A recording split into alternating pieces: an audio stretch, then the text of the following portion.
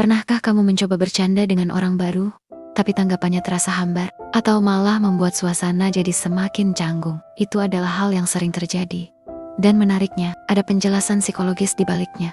Humor, ternyata, bukan sekadar cara membuat orang tertawa. Humor adalah alat sosial. Bayangkan humor sebagai sebuah jembatan. Ketika kita melemparkan sebuah candaan, kita sedang mengulurkan tangan untuk membangun kedekatan. Jika orang lain tertawa, berarti ia menerima uluran tangan itu. Tapi kalau tidak, bukan berarti kita gagal, melainkan jembatan itu belum selesai dibangun. Dalam interaksi sosial, humor sering digunakan untuk mengukur seberapa jauh kita bisa dekat dengan seseorang. Fenomena ini dikenal dengan istilah social calibration, yaitu penyesuaian sosial. Melalui bercanda, kita sebenarnya sedang menguji apakah orang ini nyaman dengan gaya kita? Apakah ia punya cara pandang yang mirip? Atau apakah ia lebih suka pembicaraan yang serius? Masalahnya, saat kita baru bertemu, belum ada yang namanya shared konteks pengalaman atau pemahaman yang sama. Humor seringkali bekerja karena kita sama-sama memahami sesuatu, baik itu kejadian,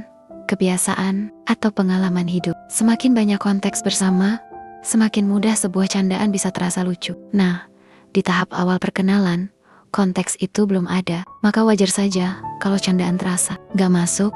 Itu bukan masalah salah atau benar, tapi lebih kepada persoalan waktu dan kedekatan.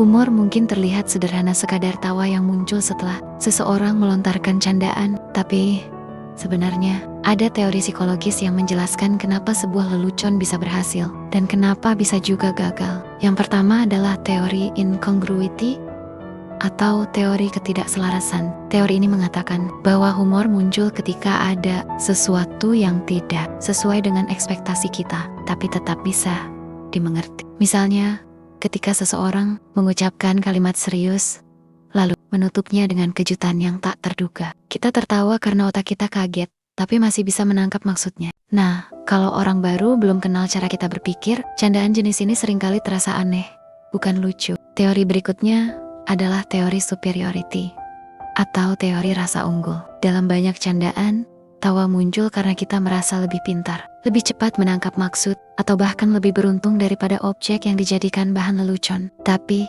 disinilah risiko muncul. Kalau konteks sosialnya belum pas, orang bisa merasa diledek, bukannya diajak tertawa bersama. Lalu ada juga teori relief atau teori pelepasan ketegangan. Humor dalam teori ini dianggap sebagai katup pelepas emosi. Saat suasana tegang atau canggung, satu candaan kecil bisa melepaskan ketegangan itu. Misalnya, ketika kita baru kenalan, lalu suasananya diam dan kaku. Sebuah humor ringan bisa mencairkan keadaan. Namun, kalau terlalu dipaksakan atau salah timing, candaan bisa berbalik menjadi penambah ketegangan. Dari ketiga teori ini, kita bisa lihat bahwa humor tidak hanya soal lucu atau tidak. Humor sangat bergantung pada konteks, timing, dan kedekatan sosial. Itulah mengapa humor bisa jadi alat sosial yang ampuh, tapi juga bisa jadi jebakan kalau kita salah membaca situasi.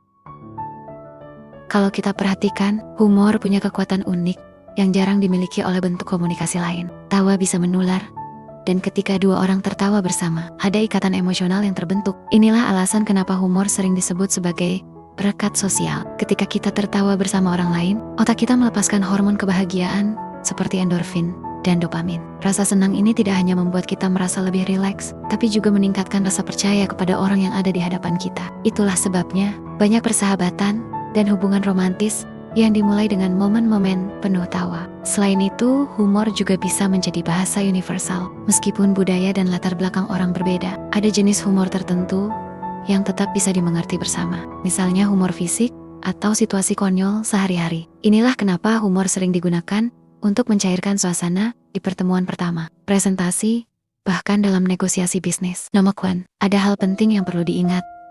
Humor yang efektif adalah humor yang inklusif, bukan yang membuat orang lain merasa terpinggirkan. Candaan yang sehat adalah candaan yang mengajak orang untuk tertawa bersama, bukan tertawa pada orang lain. Jika candaan justru merendahkan atau menyindir terlalu tajam, apalagi ketika hubungan belum cukup dekat, itu bisa menimbulkan jarak bukan kedekatan. Jadi, kalau dipikir-pikir, humor itu semacam alat ukur sosial.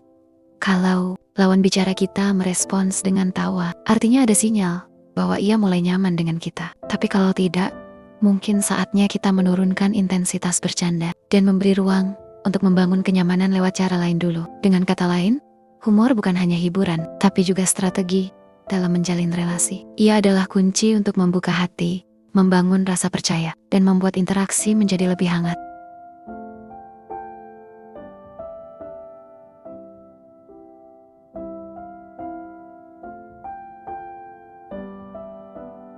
Humor memang bisa jadi alat sosial yang luar biasa, tapi seperti pisau, ia bisa membangun atau justru melukai. Yang membedakan hanyalah cara kita menggunakannya. Pertama, pahami situasi dan timing. Candaan yang tepat waktu bisa jadi penyelamat suasana, tapi candaan yang salah timing justru bisa memperburuk keadaan. Misalnya, bercanda di tengah obrolan serius tanpa membaca ekspresi lawan bicara bisa membuat kita dianggap jelek pika. Kedua, perhatikan tingkat kedekatan. Dengan teman lama yang sudah akrab, kita bisa melempar candaan sarkas atau dalam, karena ada fondasi saling mengerti. Tapi dengan orang baru, lebih aman mulai dengan humor ringan yang sifatnya netral, misalnya komentar lucu tentang situasi sekitar atau pengalaman sehari-hari yang universal. Ketiga, jangan gunakan humor untuk mengejek atau merendahkan. Memang ada teori superiority yang menjelaskan bahwa orang bisa tertawa karena merasa lebih unggul dari objek candaan. Tapi kalau digunakan pada orang yang belum dekat, itu berisiko menyinggung. Humor yang sehat sebaiknya membuat orang lain merasa terhubung,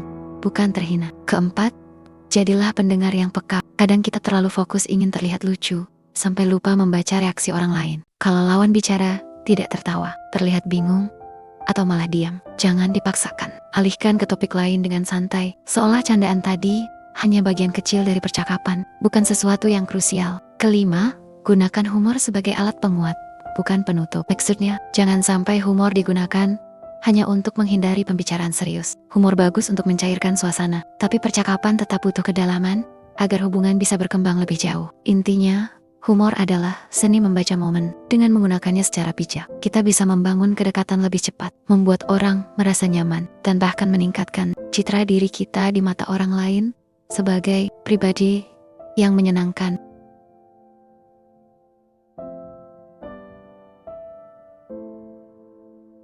Kalau kita renungkan, humor itu ternyata jauh lebih dalam dari sekadar tawa. Ia adalah bahasa sosial yang bisa menghubungkan orang-orang yang berbeda, mencairkan ketegangan, dan membuka jalan menuju kedekatan. Bercanda dengan orang baru memang tidak selalu berhasil. Kadang lucu di kepala kita, tapi tidak di telinga mereka. Kadang maksudnya ringan, tapi ditangkap berbeda. Dan itu wajar, karena humor sangat bergantung pada konteks, pengalaman bersama, serta rasa nyaman yang sedang dibangun. Dari teori-teori humor incongruity, superiority, dan relief, kita bisa memahami bahwa setiap tawa punya alasan psikologis. Dari konsep social calibration, kita belajar bahwa humor adalah cara untuk mengukur kedekatan dan mencari frekuensi yang sama dengan orang lain. Semua ini menunjukkan satu hal, humor adalah alat sosial yang bekerja paling efektif ketika kita peka terhadap situasi. Jadi, kalau suatu hari candaanmu terasa nggak masuk, jangan buru-buru merasa gagal. Itu hanya tanda bahwa jembatan sosialmu belum selesai dibangun.